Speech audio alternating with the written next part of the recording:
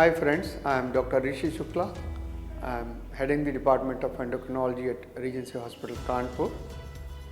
Today I am going to speak something about beta cell health. The topic is beta cell neogenesis. In fact, the basic problem with diabetes is beta cell health. What happens in diabetes? There is deterioration of beta cell.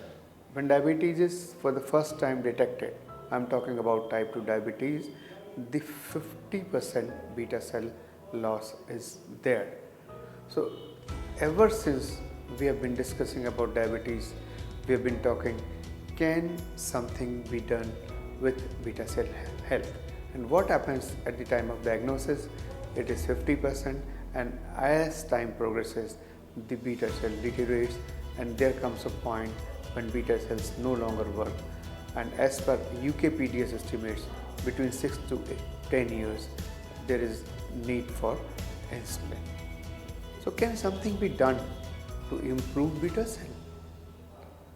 Lot of insight has come in last 10-15 years. So quickly I'll be sharing. The first is when diabetes is detected, that blood sugars are very high. The hyperglycemia per se also deteriorates a beta cell. So first thing is to control blood sugar very nicely. It has been seen that weight reduction also improves beta cell function. And once it is done, then it can be sustained for long run. So lifestyle plays a very strong role in terms of beta cell protection or rate of beta cell deterioration. There have been some pharmacological compounds that is supposed to play some role in terms of beta cell deterioration and taking care of that. There was a trial long back, I think 10-12 years back, where newly detected diabetic, the insulin was given for a couple of weeks, and it was noted that they noted remission up to 3.4 years. There are another molecules, couple of molecules that are said to have some role. DPP4 inhibitors. All DPP4 inhibitors are said to increase beta cell mass, and it has been the experience of over the decades that after using of DPP4 inhibitor, the insulin utilization, the insulin use has been delayed.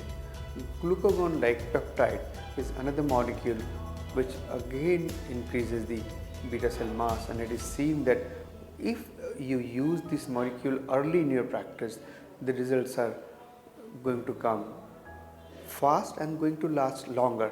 So all these molecules are supposed to play some role.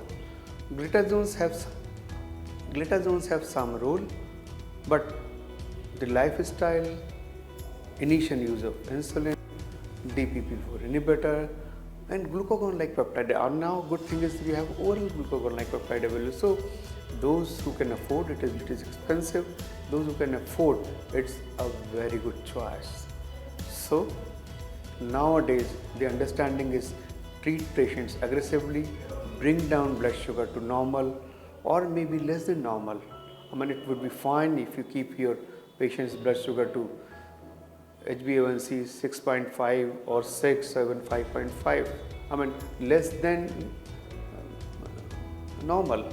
So bring your patient into non-diabetic range with these molecules and maintain this for as long as possible, because these molecules as such don't give hypoglycemia.